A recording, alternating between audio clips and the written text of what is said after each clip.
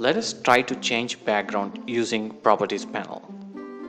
To do that, click on the header, click on the setting icon. This will open the Properties panel on the left. Under Customize Background, click on the plus icon. You can see three different options. One is for changing background images, another one is for changing background colors, and the last one is for adding gradients. As of now, we are going to change background image. Click on this Images button. This will open the gallery. You can either upload images or you can make use of high quality free images from pixels.com. You can even change background position, background size using Customize Background property. And that's the overall introduction to adding background images.